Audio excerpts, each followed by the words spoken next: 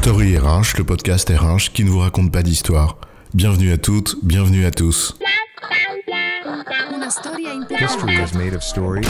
Dans cet épisode, nous allons nous intéresser à la notion de cartographie du SIRH et expliquer ce dont il s'agit et ce à quoi ça sert. Et oui, la carte n'est pas le territoire, une représentation du monde, ce n'est pas le monde. Le réel nous échappe encore une fois et pourtant il faut bien se le représenter pour avancer ou pour agir. C'est bien la finalité d'une cartographie que de réaliser une représentation graphique de ce qu'on observe.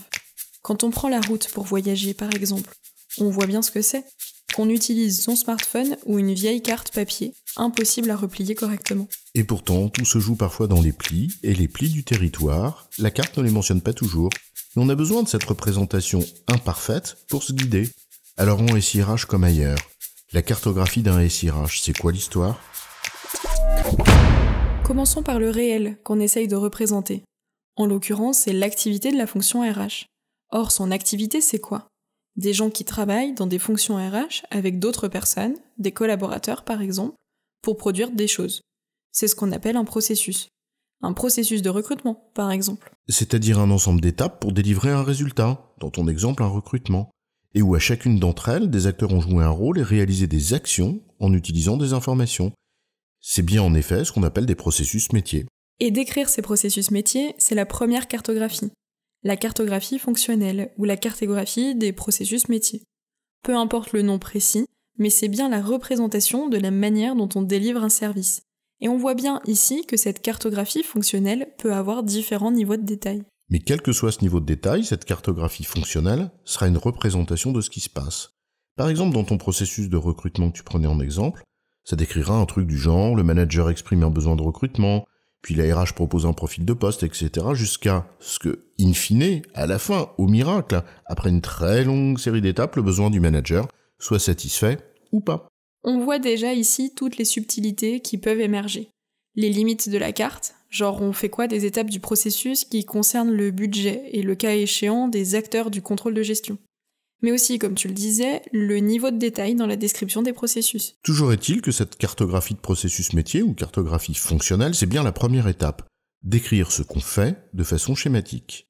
Oui, mais à la fin, on envisage bien d'informatiser, plus ou moins, tout cela. Alors il va bien falloir représenter ça aussi. Et là, on en arrive à une cartographie applicative. C'est-à-dire toutes ces étapes qu'on a décrites dans la cartographie fonctionnelle. Ça passe par où ? Est-ce qu'on les fait à la mimine ? Est-ce que c'est sur un fichier Excel que Paul envoie à Nicole par email ? Ou est-ce que c'est dans un logiciel de recrutement à part, pas vraiment connecté au SIRH ?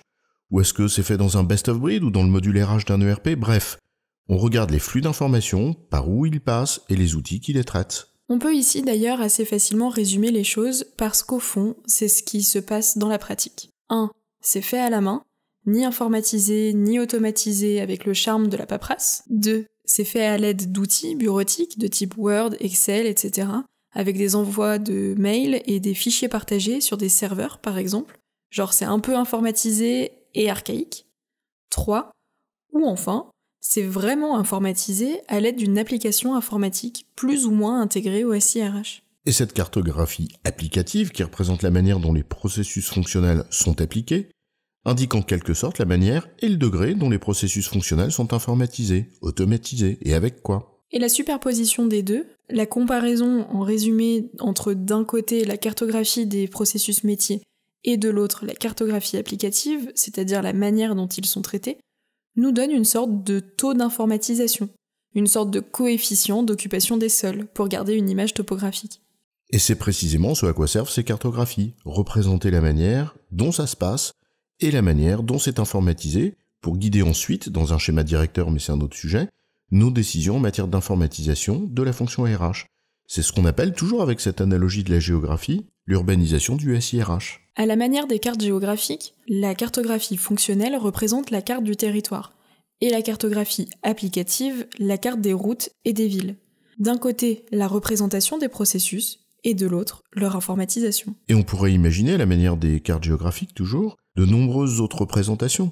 Si on a aussi par exemple la carte des points d'intérêt quand on voyage, ou la carte topographique des reliefs, eh bien dans le SIRH, on peut aussi avoir une cartographie, par exemple, de l'infrastructure technique et matérielle sur laquelle s'appuie cette cartographie applicative. Par exemple, est-ce que c'est sur des serveurs hébergés et exploités en interne, ou bien des applications en mode SaaS hébergées dans le cloud? Ou de savoir si tes données sont chez toi ou dans le cloud, peut-être en France, en Europe ou ailleurs. Bref, toujours une représentation des choses et donc une cartographie. En résumé, la cartographie d'un SIRH consiste à représenter les processus métiers avec une cartographie fonctionnelle et la manière dont ils sont plus ou moins informatisés avec une cartographie applicative. La différence entre les deux servant de guide aux décisions d'évolution du SIRH. J'ai bon, chef ? Oui, tu as bon, mais on va pas en faire toute une histoire. Story RH, le podcast RH qui ne vous raconte pas d'histoire. Retrouvez tous les épisodes sur storyrh.fr.